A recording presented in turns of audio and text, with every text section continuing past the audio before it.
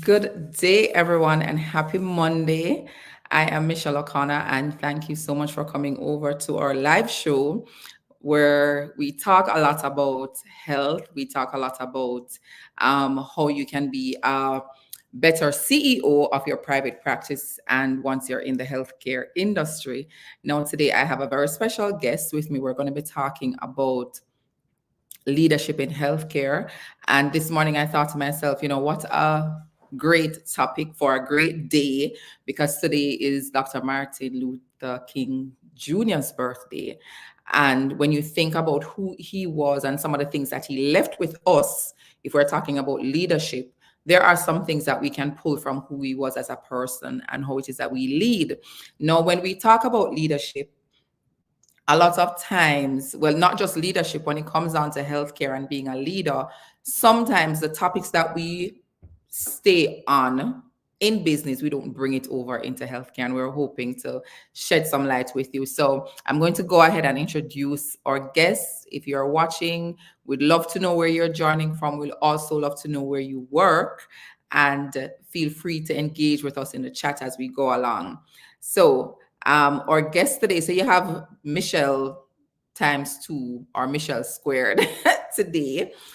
Michelle is a senior healthcare business consultant and executive expertise in driving strategy, clinical and operational improvements. Her journey is diverse, from nursing roles to high impact position of chief nursing officer, and that has provided her with a wealth of insight and practical expertise. And that is what we love, persons who've been there and done that.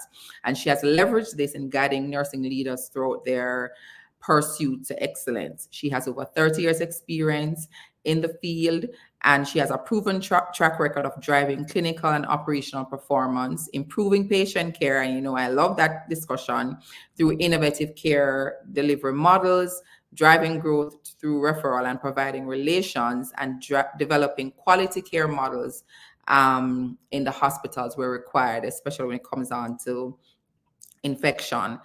You're talking to somebody who is qualified. She didn't just happen on the scene. She has earned her bachelor's of nursing degree and her master's in public administration degree from Penn State University, and she has also invested in herself, and she has a certificate from the Nursing Executive Advanced course. She's a John Maxwell coach and speaker, and in her spare time, she loves to exercise, play golf, and travel, in addition to spending time with her husband and two daughters. Thank you, Michelle. And just so you know, guys, if you go and check her profile out, you'll see much more. As long as that may have seemed, I just did a snippet. So thank you for coming on, Michelle. And as I read your bio, I realized that you do have a wealth of knowledge. So talk to us a little about where you started, what you did in the nursing field. Sure. Well, thank you for that great introduction. And I had always wanted to be a nurse. I wanted to be a nurse since I was 9 years of age. And I am aging myself, but I was one of the candy stripers, where they brought us in our little high school, and we wore candy stripes. We don't call them that anymore. But anyways, I found out very early on I didn't get upset seeing blood. So I thought, this is for me. But I loved the sciences, and I loved how to problem solve. And a lot with nursing, when I went for my bachelor's, was a lot about the sciences, chemistry, biochemistry, and then also anatomy and physiology. So I had that love as well. But I pursued my nursing degree, and I started out pursuing a bachelor's degree first. And I was very much grateful for all the mentors that I had, because I was someone that really wanted to explore and learn and get as much nursing experience at the bedside that I could possibly do. So I'm pretty eclectic. I started out at a big academic medical center on the East Coast. I was there for almost 20 some years, but we were a level 1 trauma center. So I had a lot of different individuals that mentored me, that tapped me on the back, that said, how would you like this experience? So I'm pretty eclectic I believed I've staffed almost every area with the exception of the OR, but I've led ORs. And so I have a very eclectic background. I'm not just ICU or ED, but I've had all those experiences. And in those days, the good old days, we did start as staff nurse, but I will tell you that I did move up the ranks in my professional journey. Every stage of the nursing hierarchy, from staff nurse to preceptor to a charge nurse on various units to nurse manager of the unit, and then to VP of nursing, director of professional nursing practice, leading an organization to the accreditation of magnet status, which was a thrill for me to be part of, and then chief nursing officer. And so just a wealth of knowledge, but I did take my time to get to being chief nursing officer because I really wanted to be mentored, and I did a lot of having personal mentors and personal coaches throughout my tenure. And I was about to ask about that, when you shared that you've moved up the ranks, because I'm sure it takes something. What were some of because we were going to jump into leadership, but what were some of the leadership skills that you needed to develop as a nurse as you moved through the ranks? Sure. Well, first and foremost, it's really understanding yourself. I always say, know thyself to grow thyself to my clients. And over the years, I became very astute into really understanding who Michelle was, what my strengths were, but also how did I mitigate my opportunities and challenges. And so that's what I really looked for in my coaches and mentors. And some of the biggest things, when you're promoted in healthcare leadership, particularly in the acute care setting, you're usually promoted because you're one of the best clinicians. But little do you know that you have other skill sets now. Okay, there's a point that you get where you're no longer the best nurse out there. You do understand the nursing process, you understand patient care, but you don't want me anymore to go into your units and actually take care of patients in the ICU. That would not be good. But the other skills I had to learn, it was a lot on communication. These are not the softer skills in life. It's the communication, it's emotional intelligence. It was also the business end of healthcare. And a lot of times we're still saying that nursing isn't operations. Yes, it is. It's learning the budgets. It's learning negotiation strategies, and particularly with the C-suite and chief financial officers and business administrators, because you are holding a budget and you're holding resources that you've got to be resourceful on, because there's only so many resources to go around. But you also have to continue to understand the nursing process and understand what excellent patient care is. So it's an extreme combination of that practice and then also the business side of healthcare. And then obviously learning how to innovate, and then really how to lead an empowered organization by engaging your staff to greatness. Thank you for that, Michelle. And I was making note of some of the things you were sharing, because as a coach to CEOs of private practices, one of the things that I share a lot is how do we take what we've learned in business and apply it to our private practice, apply it to this discipline where, persons, like, for example, you may have been a nurse, but as you just shared, it's about communication, it's about health, it's about budget, and it's about operations. And the truth is, what I get from some of the CEOs is, I didn't learn this in medical school. You're taught the discipline. So I'm happy to hear that even while you are in nursing and you've not even moved to owning your own private practice as yet, that these are some of the things that are really important, because as you shared, you have a team that you're leading. Emotional intelligence is important. When you're working in non-medical sectors, these are some of the trainings that you get like very frequently.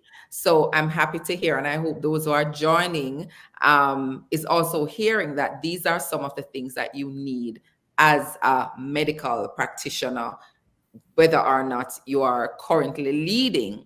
So then you made all these leaps and bounds in the medical practice. And guys, if you're joining, remember, engage with us in the chat. Let us know if you have any questions, where you're joining from, and let us have a conversation. So you then left and started something on your own. How did that evolve? What was your journey to getting there? Sure. Well, there's a lot of turnover in CNO roles, and I was part of a we're going in a different direction. There was a new CEO that came into town. This happens a lot, that they want to bring in their own leadership team. My entire C-suite was with me for about 5 years, and we all had then moved on. I was the last person standing. That's what I say, the last chick standing in the C-suite. But there was a lot of changes coming. And this was a pivotal point in my career because at this time I felt initially, do I continue the road of being a chief nursing officer? And I was in big search firms with big name hospital systems. And I did end up getting another chief nursing officer position, but I ended up turning it down. And the reason for this is that I worked with my executive coach, and I really did some soul searching on what my passions were. I was passionate about being a chief nursing officer, but what I saw for the next years of my life was that I wanted to make more impact across multiple organizations and not just one. And I also knew that my passion was getting teams to understand how quality is so essential, having teams become strong at understanding what they can do together. We're breaking down the silos. We have to have different healthcare focus. We have to have different individuals sit at the table with us. It's not just all nursing. And this was what I really brought out in my strengths. This was my passion. And so I then pursued going into healthcare consulting, where I was working for a med device company, and we were a startup within a big company where we were growing cardiovascular programs all across the United States. So I had clients such as Mount Sinai and big name hospitals. And this was so exciting to me because I was able to go in and assess quickly from my assessment skills of all the leadership positions I had, but help them to narrow their focus. And I did a lot with referral management and growing their practices, and particularly working on the outpatient side. After about 3 years of traveling, I then was doing John Maxwell work and really wanted just to elevate my leadership experience. But with that, I really liked the coaching and speaking and being a thought leader piece of John Maxwell. So I came back to my roots here in San Antonio, lived on the East Coast forever, but I stopped the traveling for a while. And I actually engaged with an entrepreneur where I was assisting physician practices all across San Antonio and growing their practice, and really helping them with referral management strategies, their marketing. And I learned from this entrepreneur who's now a very good friend of mine. And I really set my sights on what did I want to do as far as entrepreneurial work. I received my certification in John Maxwell. I am now in accreditation to receive my Conscious Coaching Academy, and really set my sights on opening SOAR career coaching for healthcare leaders and executive coach. And that's how I came to be, taking all of the experiences that I've had, but also the coaching and the mentoring and everything that I felt blessed, and giving back to my community of healthcare leaders to help them build resilience and skill mastery, and even help them if they want to, if they did have something happen to them where they might be restructured or, things happen. How do I give them that hope that there's still something else at the end of that rainbow for them, and they can utilize their skills and really get back on track? I want to go back to something that you shared earlier, that while you were working, you got yourself a coach. Yes. And you were also working on yourself. Yes. How did you come to that realization? Because so many persons, you look at someone who is a thought leader, or they've managed to evolve and go into what you're doing. And I don't think it's natural for persons to think that while you're currently in your role as a CNO, doing very well, being offered other position, you are also working on yourself. What was that journey like? Because that's a part of leadership. We have the definition in the dictionary for leadership, but what led you to make that decision? Well, what led me is that I really wanted to excel, and I really wanted to have the experience of an executive coach where the honesty was coming out, because this is where, an executive coach is not just looking just at one part of your life, your professional, but what were my challenges? What sort of things did I want to mitigate in my communication and when I wanted to thrive on? And so with a lot of feedback, and I had always been very successful, but there was some feedback that I had received that I wanted to ensure that I was doing the right things for my team. And that how did I learn? But I really wanted a private setting where I could share my deepest fears and anxieties and challenges in a very non-judgmental way. Now, sometimes there's a lot of good that comes out of executive coaching where your organization may hire an executive coach for you. But at the end of the day, are they working for you or the company? And so I Yes, really that's a wanted, very important point. So sometimes that's why it's good for us to invest in ourselves, right? right. Because then they're working for you and not for your company. Right.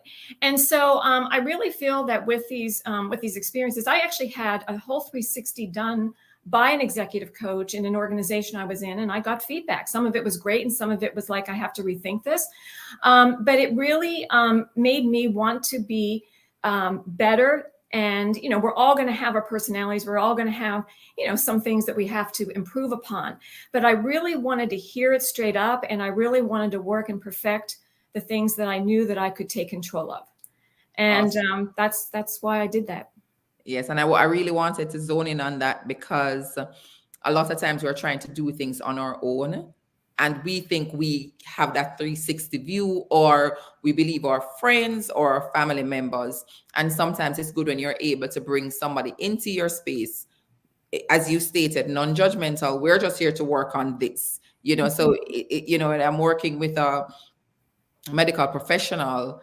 I'm just, okay, let me see what your numbers are. We're just about doing the work and it's not the personality. So I really wanted our listeners to hear that. So you then moved on and found that this is something that you really wanted to be a part of, and this is something that you wanted to do. Why now leadership, and how does that fall into place? And why do you think it's important within the healthcare sector? Well, once again, I think no matter what type of leader you are, whether you're in healthcare, private sectors, whatever that leadership role, these are tough positions, and you do have to have a servant leader mentality. This isn't 9-to-5 jobs. I was very organized. I don't think I could ever do my role from a 9-to-5. Particularly in healthcare, we're 24/7, particularly on the acute care, and 24/7 accountability. And, so this is leadership in healthcare is interesting because when you think of all the, big gurus in leadership, we talk about span of control. And if you have, over 10 or 11 individuals reporting to you, you might not be as effective. Well, in healthcare, and particularly as a nurse leader, you sometimes have 50 to 150 FTEs reporting to you, depending on how large the unit is. So how do you structure the work? How are you there for your staff? How do you understand the dynamics of the unit to make change? How do you engage your staff? So this is why it's very, very important in healthcare. It's a very different dynamic, but you're also there. It's life and death sometimes. If I wasn't able to help produce and grow competent nurses from graduate nurses to senior nurses, I was going to have a quality of problem on my unit. Okay, so it's very intense. It's very intense work, but you still can master and have it very reliable. And so what I wanted to do was, particularly now after the pandemic, where leadership has got to be more resilient than ever. The pandemic really did create for the world a change, okay? But in healthcare, with the unpredictability of censuses and individuals dying, and we had to rethink, even how patients are seen, family members visiting or not visiting, how even in private practices, right? We had to make strong decisions on, do we do telemedicine? Who comes into the office? What does this look like? Our whole world was shaken up. And so this is where it's really paramount now that as we kind of get back to the new normal, we're never going to get back to normal, but as we get back to the new normal, what is that more resiliency that you have to learn as a leader? What are the skills that are paramount? And a lot what I'm doing with my clients is back to basics. Yeah. Back to basics, okay?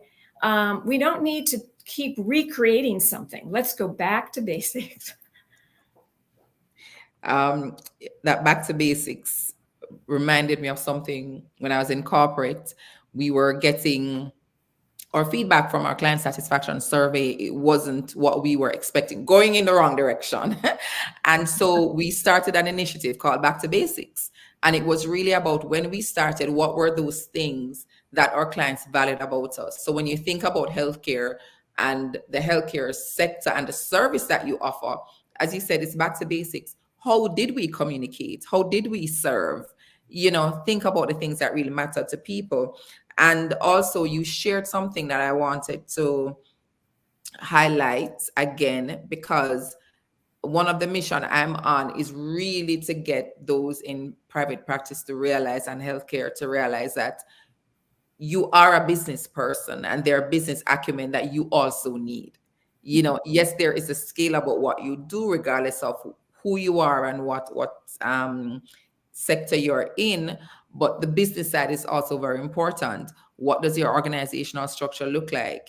How do you fit into that? You're managing and leading people. One of the biggest challenge that I have, or that my clients say they have, is the people management side of it. Yes. I mean, if I'm a dentist, I want to come and be a dentist. I'm a dermatologist, I want to come and do that. But no, you have people, you're managing how they're coming into work. You want to, you're motivating them. So all of that now comes to, I need to be that leader who can lead all these people, right? Right. And so when we're talking about leadership, it's how am I now a servant leader? And I want us to have a short discussion about being a servant leader, because that is something that I also had to learn, that I am serving you. I Mm-hmm. may be serving my CEO, I may be serving somebody who's reporting, but I'm always serving. What are your thoughts on servant leadership? Well, in servant leadership, it really is about we are serving those that we impact the most, and the higher up that you get into leadership positions, that who you're serving looks very different. When I was a chief nursing officer, I was serving definitely the patients for the quality of care that I had to ensure was occurring in my hospital, but I did that through the investment of the right team and the right leaders that understood the goals and objectives. So I was there to empower my staff. I was there to assist them in teaching them evidence-based practice.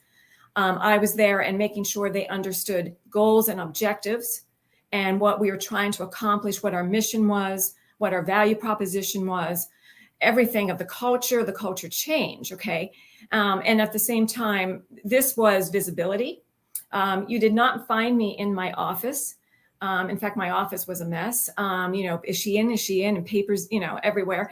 But I was on the units, and I was really focused on listening to my staff, hearing what their challenges were, whether it was in a huddle, listening to shift report, walking through the unit. A lot of times I put scrubs on just to see what the activity was. But they trusted then me. They trusted my leadership. They trusted that I was listening.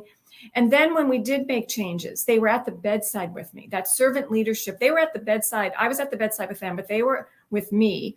And I brought them to the table to work out, what are we going to do about this opportunity or challenge? Okay. Yeah. So that's really what I feel servant leadership is. I never saw myself as an office job.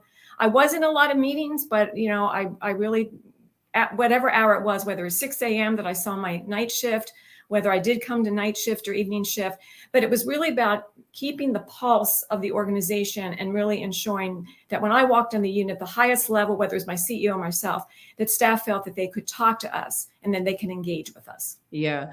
And hiring, sharing of goals and objectives is important. When you're leading a team, the more you have them involved in the planning aspects of what you're doing, then the more you gain buy-in, because Yes. they now understand not only the what, we sometimes do this or we need to do that, or the patients, but bring them to the table, have those discussions. We're doing it because this is the end goal that we're working towards. Yes. As you just shared, you gain more buy-in. When something is changing, they now understand, all right, we need to make a decision. You're not just in your office making the decision and you go. That is what a true leader does. You bring your team to the table, being present, not just being inside your office and not just handing down instructions. When you are present for your team, you are able to see what they're experiencing on a daily basis, and you're also able to experience it with them.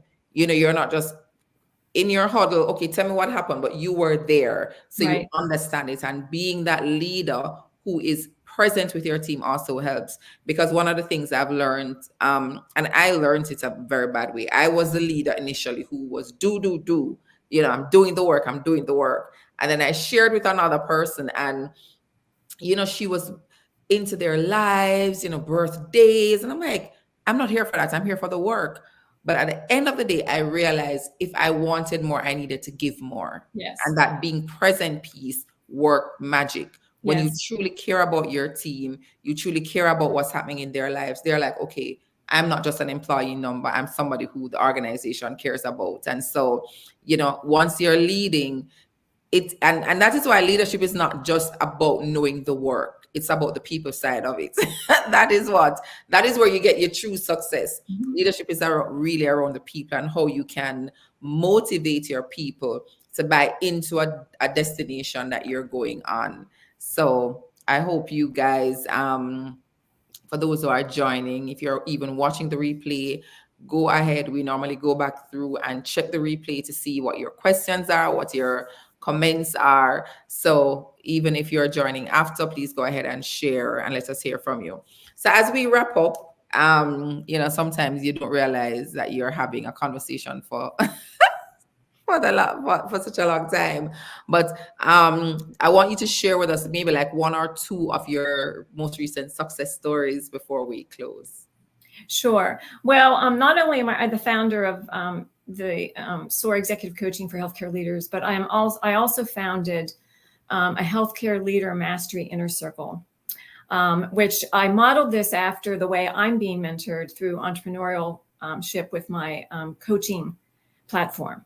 And I thought, what if we do this in healthcare? Would this work? And so I recruited some of the best, insightful individuals who wanted to grow. And it is the Healthcare Leader Mastery Inner Circle. We meet twice a month and every other Friday from 12 to 1:30. There's an application process. And what we're doing, one of the reasons what problem I was solving for this is that many of my one-to-one clients did not know a lot about networking, or they didn't have time to network. But I wanted true networking in a safe place where I also have thought leaders who are coming as guests. And we are diving into some great topics such as workplace violence, to their own communication styles. I do coach on DISC. I coach on strength finders, those kind of things. They did their individual, and I call it the Maslow's hierarchy of needs, but also what are those trends in healthcare? What do they need to be astute on to keep growing as leaders? We've had so much success. I'm getting ready to send out my testimonials now from the individuals, and I'm ready to start a second cohort. And this is going to be starting in mid-March, the second quarter of 2024. So I know, Michelle, you have the link if there's application for that. This is not just for nurses. This is for all healthcare leaders. And I'm looking at starting a student cohort of those that want to be aspiring leaders that are going through their health administration degrees or nursing administration, that they really have sights on becoming a leader, as well as a unit-based manager one or unit department one. And then this first cohort has been directors and above, VPs, and it's outpatient, inpatient. It doesn't have any boundaries to where you're practicing as a healthcare leader right now.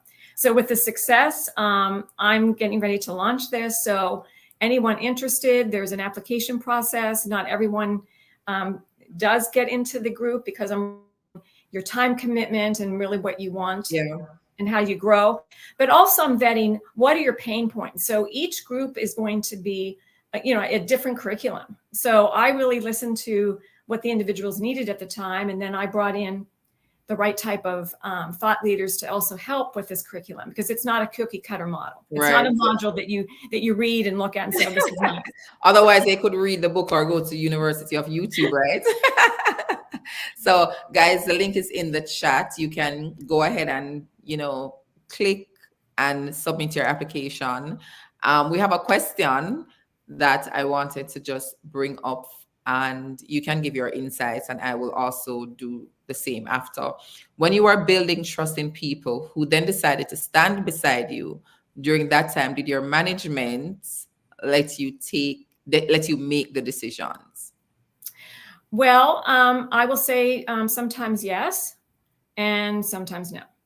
And so my management, that would have been my chief nursing officer when I was a VP, or as a chief nursing officer. It could have been corporate. It could have been, my CEO. I always tried to make sure, though, that I had clarity around what my goals and objectives were, and really tried to articulate the needs of the staff. It wasn't about, first and foremost, trust.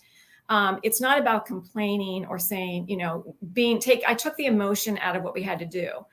So for example, if it was about staffing and the unit was chaotic, I wrote an article this week about how I actually helped the staff with Lean Six Sigma project and recreated the supply closet just because it was too many steps for my nurses. But I did that, and I will tell you that most of the time I had leaders in my corner because it was the way I learned to articulate what the needs were, what the goals and objectives were for making that change. And then I also showed how to test those results, and I kept a scorecard. Did this work? Did this not work? Do we have to pivot? So it wasn't like I was just thinking and just coming up with ideas. It was really in a strategic alignment, and usually it was aligned with what the goals and objectives were for that organization or that department at the time. I hope that answers your question. When you don't have that support, you got to figure it out. You got to figure out what's happening. Is it your communication? Is it something? Is it budget? But then if it was a no, I did go back to my staff and team and talked about how we could modify the plan to make it successful, or what other options did we have. And I would just like to add to that, that when, we say trust is both ends. Yes. As you shared, your chief nursing officer at the time would have trusted in your team. And I love the fact that you're applying strategic management principles to what you're doing. I hope those in healthcare are listening, that this is not just for business, because as a strategic planner myself from the business side, one of the things that I appreciate that you just shared is that you communicate. This is what we're doing, as we shared earlier. What are the large objectives, and how are we working towards that? You test and adapt. When you're able to do that, that is how you're now building trust with those who you report to. And they now trust you. So they're like, okay, Michelle's, you have two Michelle's here. Go ahead, because I know you are going to implement in a systematic kind of way, and you are going towards results, and you're going to be coming back to us. So I hope that answered your question. If not, if you have any other questions, drop them in the chat. And it just goes to show that there is this business application, or let me not even call it business, because strategic planning is for any sector. Mm-hmm. There is this way of thinking about how you're going after goals that's needed, not just I'm going to nursing school and all I'm doing is patient care. But when you get to that next level where you're not going to be leading people and managing, it's a different set of skills that you get to develop. I'm happy I hear you talk about Six Sigma and Lean, and, that's very impressive, and that is really needed.